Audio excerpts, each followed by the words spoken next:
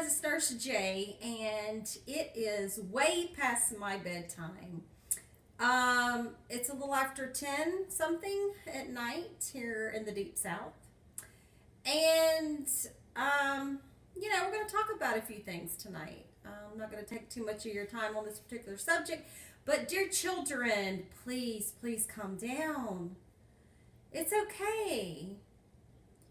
Things are going to happen the way they happen, and we have no control over them. Things that we cannot see and things that we cannot hear, things are going to fall as they may. They are negative and positive forces that are just going to duke it out. And what I am talking about is the New World Order. So children, hang on tight and get some coffee if you want to stay up late tonight with Nurse J, because you're going to need it. So who am I talking about in this New World Order? Well, my dear children, let's talk about Albert Pike. Yes, Albert Pike was a Confederate general in the Civil War. And as all these statues that are being removed through the Civil War era, as in Nathan Bedford Forrest and those alike in the Ku Klux Klan, Albert Pike's statue is in Washington, D.C., and he is a Southern boy. But oh, no, his statue is not taken down. That should have been the first to have been hacked in pieces and spit on and thrown in the Potomac, my dear friends. Let me tell you a little bit about what his agenda was. And he's been dead for a long time, but the memory still goes on through these people today in the good District of Columbia. You can kind of call him the father of the New World Order.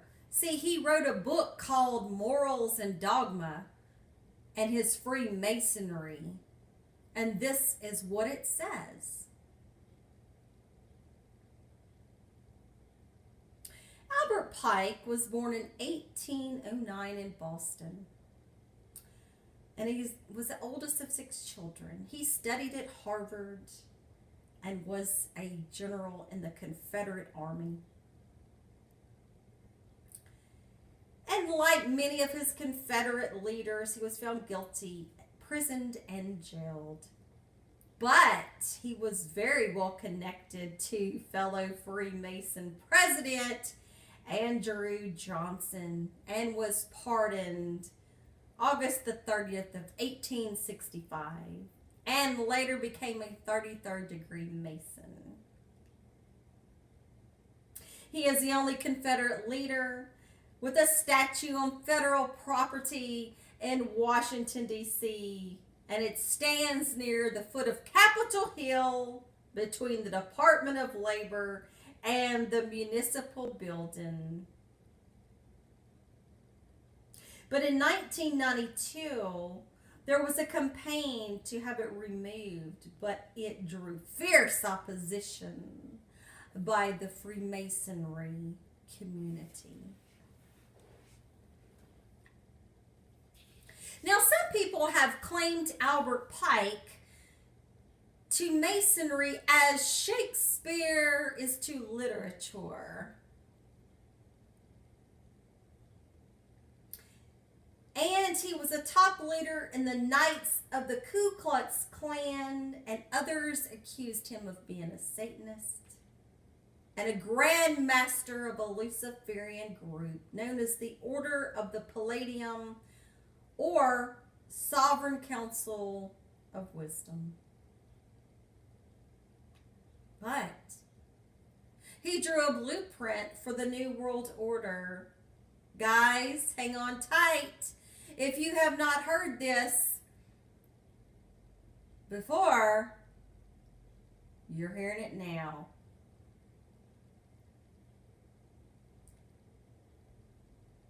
has now established a blueprint for 3 world wars and 1 world government, which some people believe is being carried out today in the upper ranks of Freemasonry. He rose to power in the Ku Klux Klan, and he hijacked high leaders such as General Nathan Bedford Forrest, and he became the Klan's imperial wizard, and he held the office of Chief Justice of the Ku Klux Klan, while he was simultaneously Sovereign Grand Commander of the Scottish Rite Southern Jurisdiction. He was very racist, and it is well documented. And he expressed his vision of Masonic Brotherhood in an editorial on April 16, 1868 of the Memphis, Tennessee Daily Appeal, which he owned and published. And if you don't know who Albert Pike looks like, this is what he looks like. Looks like a real demonic, depressed man. Now this is what he says. So for my brothers and sisters of color, be not offended about what I'm about to read, but I'm just giving historical facts about demons here. With Negroes, and this is what he said, with Negroes for witnesses and jurors, the administration of justice becomes a blasphemous mockery. We would unite every white man in the South who was opposed to Negro suffrage into one great order of Southern Brotherhood, with an organization complete, active, vigorous, in which a few should execute the concentrated will of all, and whose very existence should be concealed from all but its members.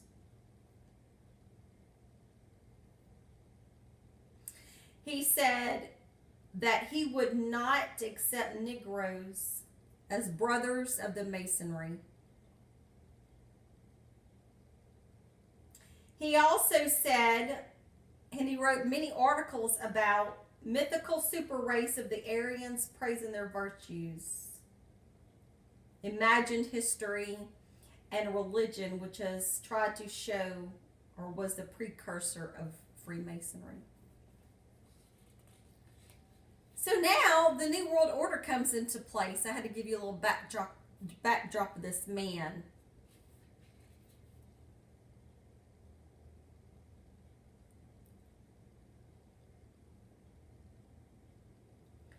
So he had links to this Italian revolutionary, Mazzini, who was a 33rd degree Mason as well, and this guy became head of the Illuminati in 1834, and with some credit founded the Mafia in the 1860s.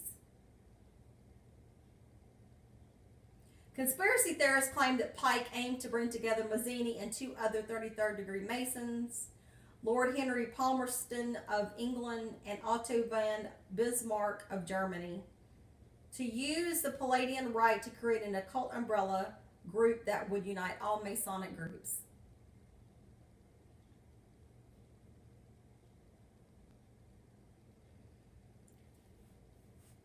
So the same sources claim that Pike wrote a letter to Mazzini dated August 15, 1871, in which he outlined his vision for 3 world wars, which would ultimately bring about one world government.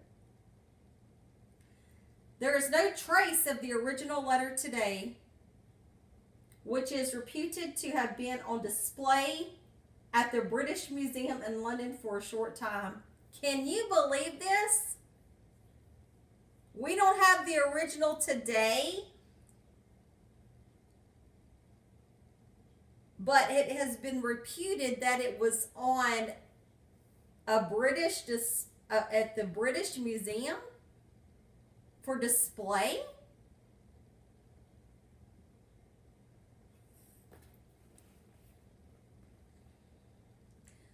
Pike's Illuminati plan was as simple as it has been proven effective. It called for communism, Nazism, political Zionism, and other international movements to be organized and used to foment 3 global world wars and at least 2 major revolutions. The following are extracts from the letter showing how 3 world wars have been planned for many generations. And this is what it says, my dear beloveds. And this is his words. And I want you to take in what I am about to read, and I will show you this in the book in a minute when I read it to you, because I give you my information. And there's nothing we can do but spread the truth and know where the spouter of lies is coming from. This is what he says. The First World War must be brought about in order to permit the Illuminati to overthrow the power of the Khazars in Russia and of making that country a fortress of atheistic communism. The divergences caused by the agents of the Illuminati between the British and Germanic empires will be used to foment this war. At the end of the war, communism will be built and used in order to destroy the other governments and in order to weaken the religions. The Second World War must be fomented by taking advantage of the differences between the fascists and the political Zionists, and this war must be brought about so that Germany is destroyed and that the political Zionism be strong enough to institute a sovereign state of Israel in Palestine. During the Second World War, international communism must become strong enough in order to balance Christendom, which would be then restrained and held in check until the time when we would need it for the final social cataclysm. So let's backtrack. Okay, so the First World War was handled, and they did overthrow the Khazars in Russia, and they did have those empires fighting. Okay, and communism was built in Russia. Okay, now we have the Second World War, and you have the fascist Germany, Nazism against the Zionist. Okay, that's over in Israel right now.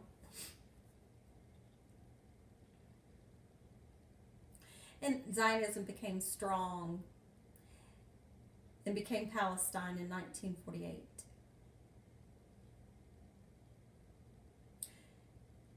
And Christendom became very strong and in support of the Zionists. It was all a plan. FDR, Stalin, and Winston Churchill. It was a plan. And the Balfour Declaration that was signed, I believe in 1918, thereabouts, it was already in force. And the Rothschilds was funding both sides of both wars.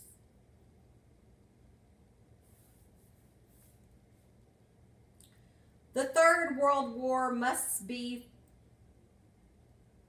fomented by taking advantage of the differences caused by the agents of the Illuminati between the political Zionists and the leaders of the Islamic world.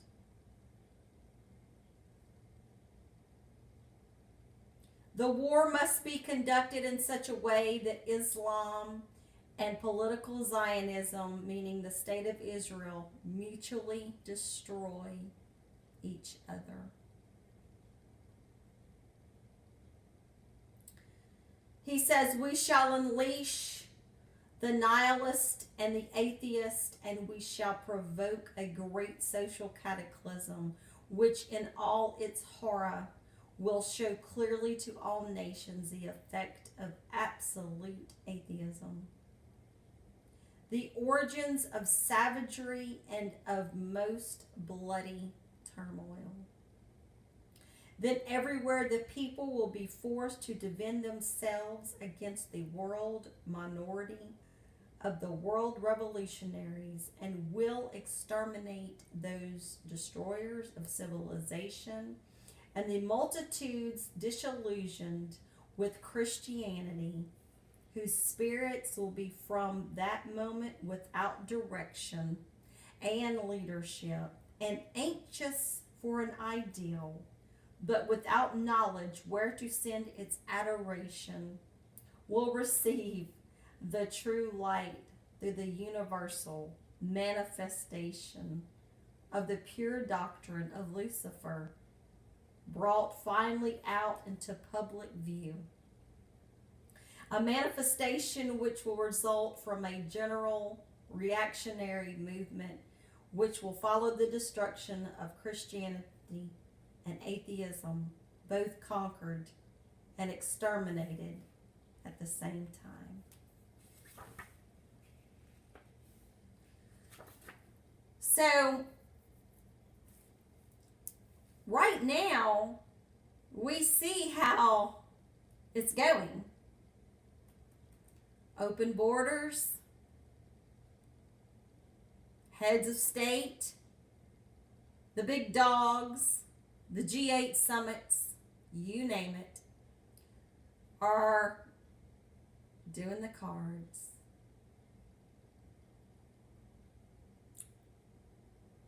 We see in the media that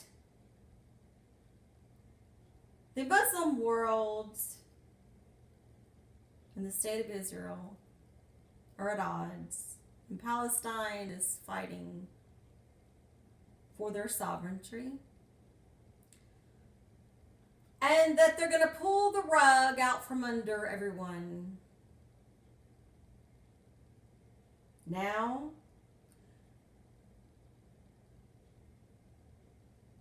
what are they up to next? Lucifer is the light bringer.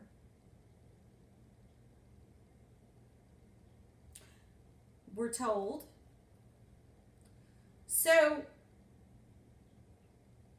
really, they're wanting to destroy Christianity and atheism. And, you know, I think Christianity needs to be gone because I'm out of it.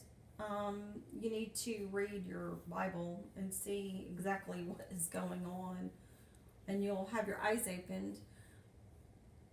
But the mutilation and the bloodshed, and taking up arms and total extermination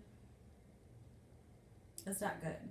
And that's where you come in with your militarized martial law. This is what I read here for you guys to see. Okay. And this picture here with those people, it was like Prime Minister from Great Britain, Harry Truman, and Stalin of Russia. They're all Masons. And Lenin in Russia was a Jew, and so was Stalin, I believe. This book is called The Secrets of Freemasonry by Michael Bradley. Okay? So there again, guys, don't fret. Don't get upset. Don't get shaken up with the propaganda of the media. If you know what's going to happen before it happens and who said it was going to happen, and the statue was still riding high in Washington, let the forces that we cannot see battle it out. But we must defend ourselves if the time comes. So there again, Nurse J is bringing you the truth and shall bring you truth. And all light bringers and all light bearers will unlock the code of everyone. Everyone come out of your amnesia and know what the truth is. So, my dear truth seekers, me and God Thaw say, Hotep and Ashe, and we shall see you shortly. Good night.